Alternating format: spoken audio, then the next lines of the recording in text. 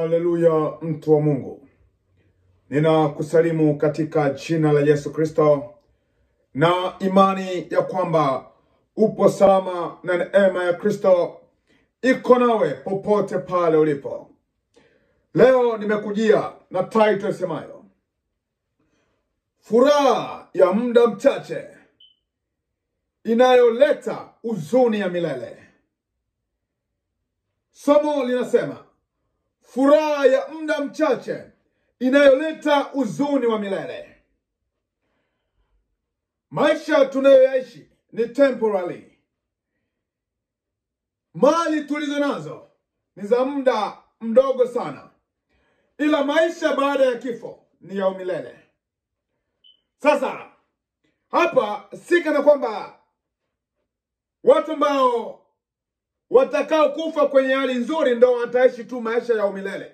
Yaani kuna maisha ya umilele ya raha na kuna maisha ya umilele ya tabu. Sasa leo ninataka nikueleze tu kwa habari ya furaha kidogo, mapambo kidogo yaliyomo duniani yatakao tufanya tuhuzunike mwisho wa maisha yetu yote. Nilikwambia siku za nyuma ya kwamba dunia inapambana kadri iwezavyo ili iweze kuwatoa watu kwenye mstari wa Mungu. Wazungu pamoja na wasomi pamoja na wenye kuona kwamba dunia inaendelea wanapambana wajuavyo ili wamtoe mtu kwenye uasilia wake. Na kwa sababu elimu zinakuwa ni duni, watu hawaambiwi kwamba namna gani impasavyo mtu mcha Mungu kuishi. Watu tumeamua kunasa huko. Kupitia title hii utakwenda kuelewa maisha baada ya haya. Yaani kuna maisha ya umilele, lakini kuna maisha ya umilele katika huzuni ambao ni jehanamu, na maisha ya umilele katika furaha ambao ni mbingu. Sasa mimi nakwambia furaha ya muda mchache itakayoleta huzuni ya milele. Nisome Biblia katika kitabu cha Mhubiri. Mhubiri sura yake ni ya 9 mstari wa 7 hadi 11. Nasoma kwa jina la Yesu Kristo wa Nazareth. Anasema, uishi kwa furaha pamoja na mke umpendaye siku zote za maisha yako ya ubatili ulizopewa chini ya jua, siku zote za ubatili wako, kwa maana huo ni sehemu ya maisha yako. Na katika taabu zako ulizotabika chini ya jua, lolote mkono wako utakalolipata kulifanya, ulifanye kwa nguvu zako, kwa maana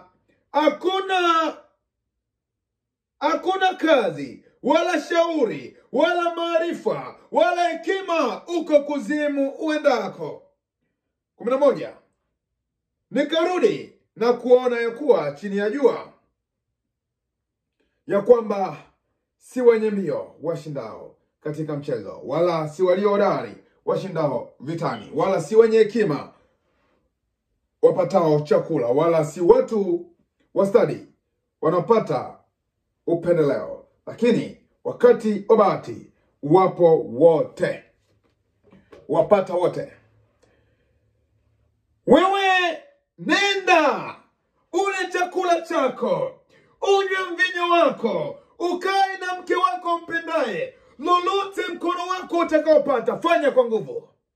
Lakini kumbuka, hakuna maarifa, hakuna kazi, hakuna shauri huko kuzimu uendako.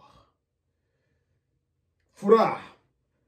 Mwandikaji wa Mhubiri alijaribu kutueleza ya kwamba ni kweli kuna mambo mengi ambayo yanaonekana kwa macho ya kwamba haya yanatufurahisha, ya kwamba haya ndiyo starehe yenyewe, haya sasa ndiyo maisha yenyewe. Lakini tusome mwisho 10, anasema huko kuzimu uendako. Mimi hilo neno tu ndo waga linanifanya nifikirie sana kwenye hilo andiko. Sasa ndo mimi najiuliza, hali aseme huko kuzimu uendako, huyu mtu aliona yote matendo hapa aliyotaja hapa yana nini ndani yake? Bwana asifiwe sana. Ndio maana kuna mfalme Ahabu naye pia alipoona ameambia manabii 400 wakamwambia kwamba nenda utashinda. Alipokuja nabii ambaye alikwenda kinyume na akili zake, lakini alimwambia nenda tu utashinda, yule jamaa alistuka akasema no, hujawahi kuniambia hivi wewe. Ninachotaka kuongea mahali hapa ni kwamba ni kweli kuna mambo mengi ambayo tukiyatenda tunahisi ya kwamba tunafurahisha mioyo yetu, tunafurahisha roho zetu, tunafurahisha maisha yetu. Lakini ninachokutaka ukumbuke ya kwamba, kumbuka huko kuzimu uendako hakuna shauri na hakuna maarifa huko kuzimu uendako. Bwana asifiwe. Sasa ulizaliwa juu uende kuzimu. Ulizaliwa kwa sababu uende kuzimu? Jibu inakataa. Hujazaliwa juu uende kuzimu. Kibali pekee cha kwenda kuzimu ni dhambi, na kibali pekee cha kwenda mbinguni ni wema. Narudia, kibali pekee cha kwenda kuzimu ni dhambi, na kibali pekee cha kwenda mbinguni ni wema, wala sio neema kama jinsi mnavyojua nyie. Kwa sababu mnasema mbinguni tunaenda kwa neema, lakini la hasha. Neema sio hiyo mnaofikiria nyie. Neema ni huku kusikia injili hizi. Usipofanya hatua, wewe ni yule yule aliyekuja na neema. Katika Mathayo 4:17 anasema, kwa maana ufalme wa mbinguni unakaribia. Basi tubuni, maana ufalme wa Mungu umekaribia. Sasa hii ni furaha ya muda kidogo ambayo inatuburudisha, lakini imetubebea huzuni wa siku zote. Na hakuna kitu ambacho ni kibaya sana duniani kama wakati binadamu anapotenda dhambi, anajiona kwamba anafurahia maisha, anafurahisha maisha. Lakini labda tu pengine hatujui, dhambi ina asili ya kuonesha kwamba inaburudisha wakati unapoitenda, lakini unapomaliza tu kuitenda ina majuto, inakujutia ndani yake. Kwa nini nimefanya hivi? Kwa nini hili limetokea? Kwa nini imekuwa hivi? Bwana asifiwe. Mhubiri huyo 11:8-9 anasema, wewe kijana, ufurahie sana ujana wako, na moyo wako uchangamshe siku zote za ujana wako, ukaziende njia za moyo wako na katika maono ya macho yako. Lakini ujue wewe kijana ya kwamba kwa ajili ya haya yote Mungu atakuleta hukumuni. Bwana asifiwe. Mimi ninaojali nao sana siku hizi, ninaotaka kuwashauri na kuwasaidia ni vijana. Maana mimi niliye kijana mwenzenu nilipitia hatia nyingi ambazo Mungu aliweza kuniponya hatari nyingi. Lakini nyie leo mnapoambiwa, mnakuwa ni watu wa namna ya pekee sana ya kujana kwamba mnaheri. Biblia inasema, kijana, ufurahie sana ujana wako na moyo wako uchangamshe. Unajua kuna watu kaza ambao waliwahi kuingia hasara ya maisha kwa sababu ya kufuata tamaa za mioyo yao. Samsoni kwenye kile kitabu cha Waamuzi 14, Biblia inasema ya kwamba alipokwenda Timna alimuona mwanamke mzuri, akawaambia wazazi wake kwamba nipeni huyo, maana ananipendeza macho. Alipokwenda kwa yule mwanamke, alishia kutobolewa macho. Alipendeza macho, akatobolewa macho. Mimi nakwambia, mahali ambapo unapofurahia kitu ambacho unachokienjoy leo, ndicho hicho kinachokupelekea shimo kesho. Bwana asifiwe. Ndio maana unakuta walio wengi maisha yetu tunayoishi ya ulevi haya, tunaofia tu ni kwenye mapombe, tunaofia. Yani ni kwa sababu kitu ambacho kinachokufurahisha ndio shimo yenyewe pia itakayokuwa. Ndio shimo hiyo itakayokuwa tena. Bwana asifiwe. Ni kwa sababu tu huku Marekani magonjwa yani unakuta hata wagonjwa wa ukimwi huku wanaonekana tu wanaheri kwa sababu ya chakula. Lakini walio wengi kwa maisha haya ya hovyo haya, mbona magonjwa yako tu ndani ya watu tayari. Bwana asifiwe. Sasa mimi tafakari yangu leo ni furaha ya muda mchache itakaoleta huzuni ya milele. Mimi najua kuna kitu ambacho kinahuzunisha moyo wa mtu anapoona kwamba ndugu yangu amefariki. Ndugu mimi nishakwambia kwamba kumcha Bwana kuongeza siku, bali siku za waovu zitapunguzwa. Bwana asifiwe. Ndugu, kwenye maisha haya tunatakiwa tujue jukumu letu la kwanza katika yote ni kujaribu kuangalia tunayoyatenda. Je, yapo kwenye mapenzi ya Mungu? Kwa sababu mimi ninachoona kwa watu, tunayoyatenda ni yale ambayo yanayotufurahisha sisi. Lakini hatuangalii Mungu anajisikiaje. Tunajifurahisha tu sisi. Mesha kuambia kwamba kwenye maisha haya wakufurahishwa ni Mungu pekee. Maana yeye ndiye aliyesema tufanye mtu kwa sura na kwa mfano wetu. Mungu alipoumba mwanadamu, hakuumba mwanadamu mzinzi, hakuumba mwanadamu mlevi, aliumba mwanadamu atakayetenda wema siku zote.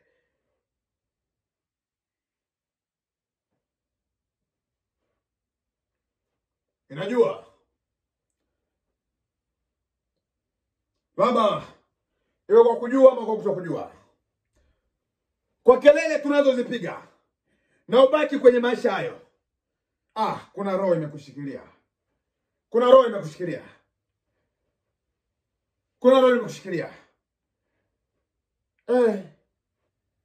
Nikwambie tu watu ambao walitaka kujifurahisha jinsi walivyopigwa. Unajua walio wengi wanapigwa na Mungu ama shetani. Matendo 12 mstari wa 21 hadi 24. Anasema, basi siku moja iliyoazimiwa, Herode akajivika mavazi ya kifalme, akaketi katika kiti cha enzi, akatoa hotuba mbele yao. Watu wakapiga kelele wakisema, ni sauti ya Mungu, si sauti ya mwanadamu. Mara malaika wa Bwana akampiga, kwa sababu akumpa Mungu utukufu. Akaliwa na chango, akatokwa na roho. Bwana asifiwe. Mimi ninachojaribu kuongea hapa ni kwamba kwenye maisha haya tuwe watu ambao tutakaoangalia maisha gani tuweze kuishi. Huyu ni mfalme Herode. Herode alipoendelea, Biblia inasema alikaa katika kiti chake cha enzi, akawaitisha watu makundi, akawa anazungumza maneno ya kujigamba, kiburi ya mwanadamu. Asikia mtu anasema kwamba mimi nimestawi kuliko hata waliookoka, nina gari nzuri kuliko waliookoka, naonekana vizuri kuliko. Ndugu, hiyo ni kiburi. Jisifu vyote unavyojua wewe. Lakini nakwambia, furaha ya muda mchache inayobeba huzuni ya milele. Unajua, yale mengi yaliyopo duniani yanatuburudisha tu. Yanatufariji tujione kwamba ndo maisha yenyewe. Lakini kiasili kabisa, si kana kwamba ni maisha ambayo mwanadamu anatakiwa kuyaishi. Shetani ametuzunguka tu. Lakini asili kabisa kilichomfaa binadamu ni kumcha Mungu. Sasa Herode, baada ya kujiona ya kwamba yeye, watu wakasema hii ni sauti ya Mungu, Biblia inasema malaika akaja akampiga, kaliwa na chango, akatokwa na roho. Ndio maana hatari nyingi zinazotukuta ni kwa sababu tumekosa kuyatii maagizo ya Mungu. Jana nilikwambia kwa habari ya Ezekia aliyejitetea kwa Mungu, akamwambia Mungu, kumbuka wema wangu, kumbuka maisha yangu, kumbuka Baba. Baba, kumbuka nilifanya hiki nikafanya kile. Akina Samsoni, licha kutobolewa macho kote kule, alimwambia Mungu, nikumbuke hata hii mara moja tu nife na hawa. Sasa utamwambia Mungu akukumbuke kwa yapi? Kwenye maisha haya tunaoishi ya hovyo, utamwambia Mungu akukumbuke kwa nini ulichofanya? Kitu gani ulichofanya? Huzuni ya milele inayoletwa na furaha ya muda mchache. Furaha ya muda mchache tu.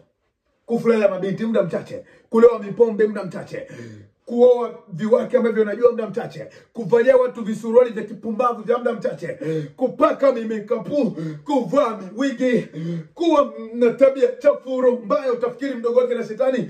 Yote ni muda mchache, lakini inakusababisha ukarisi uzima mauti. Bwana asifiwe. Hebu jionee huruma.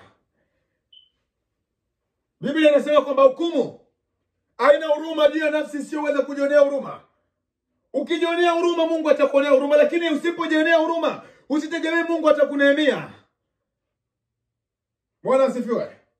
Ujionee tu huruma, angalia upepo ulivyo, maisha yalivyo haya. Jionee huruma mtu wa Mungu, jionee huruma. Jionee huruma wewe. Jionee huruma nakwambia. Sisi wengine hapa baada ya kuona uelekeo na kuwa si mwema, tuliamua kuamua, anasema Mungu sawa, Mungu sawa. Sisi tumekubali tulikuwa hivi, lakini sasa naomba nisamehe. Mhubiri. Takusomea mhubiri mengi tu hapa, mhubiri mengi. Mhubiri 12:13. Anasema,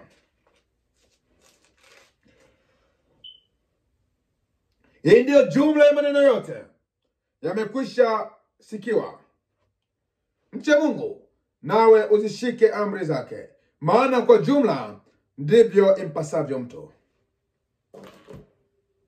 Bwana asifiwe. Kwamba mche Mungu ndio jumla ya maneno yote, maana katika yote ndio swala pekee linalomfaa binadamu kumcha Mungu. Kumcha Mungu ndicho kitu ambacho kinachomfaa binadamu.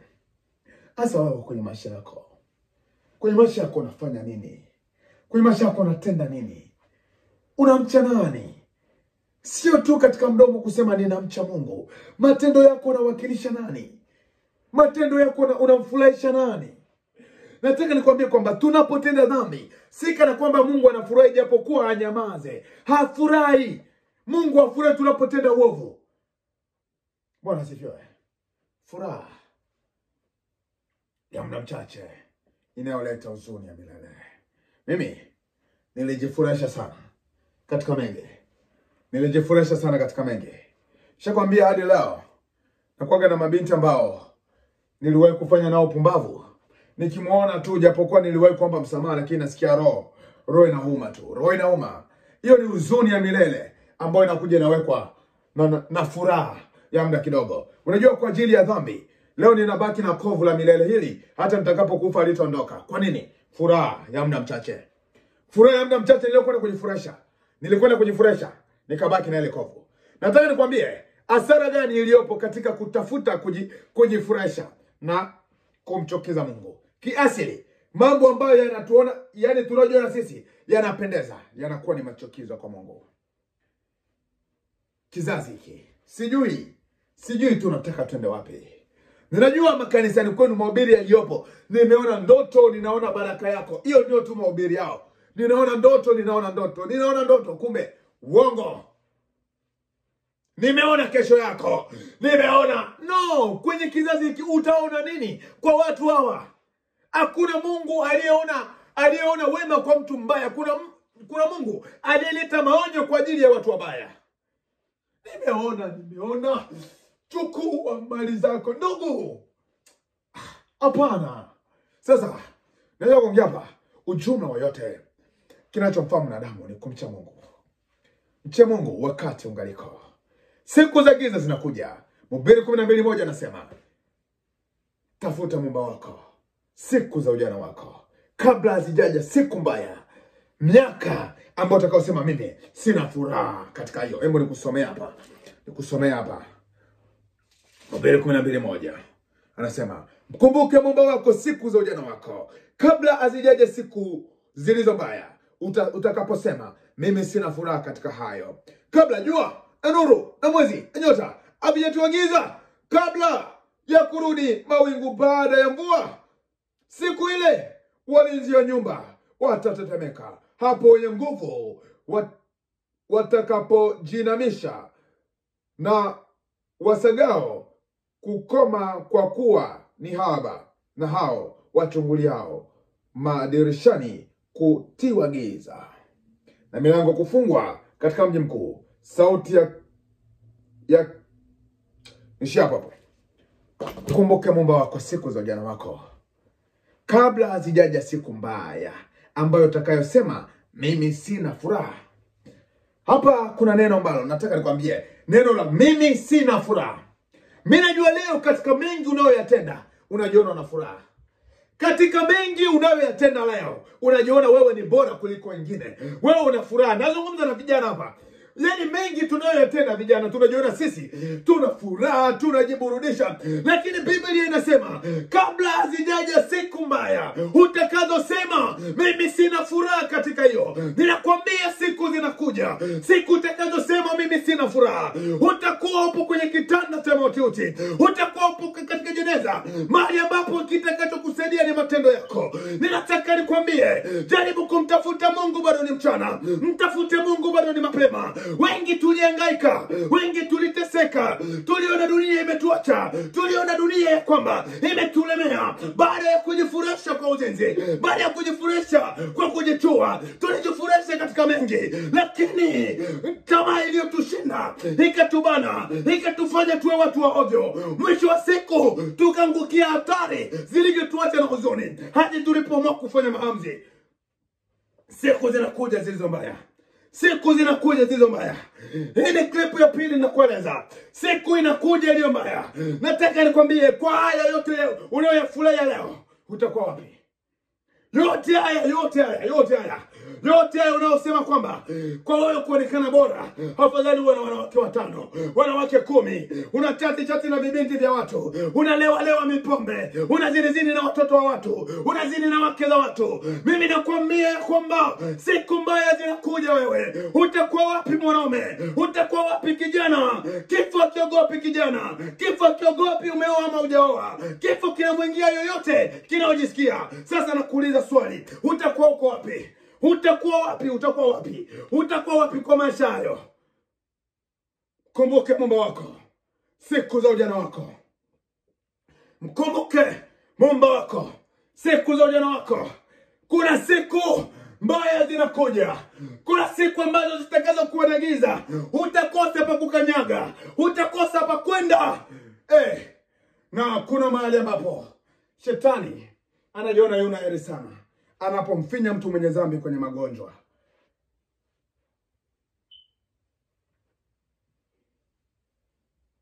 Siku mbaya zinakuja. Siku mbaya zinakuja. Sikana kwamba Mungu anataka kuangamiza dunia. Ni kwa sababu Mungu amechoka na matendo yako. Amekupa nafasi nyingi za kutubu. Amekupa nafasi nyingi za kutubu. Lakini kuliko kutubu, unakaa kuleta maneno na kuwatusi na kuwawekea kiburi wanaokuambia utubu. Sawa. Leo unajiona mwanaume. Leo unajiona ni kijana handsome. Leo unajiona ni kijana ambaye una heri. Kuna wazuri kuliko wewe, walikufa. Kuna wazuri kuliko wewe, wamebaki na ulemavu. Kuna waliokuwa masharobalo kuliko wewe, wakina ulimwengu hapa, tumebaki na kovu kwenye mkono. Wewe una nini? Una nini?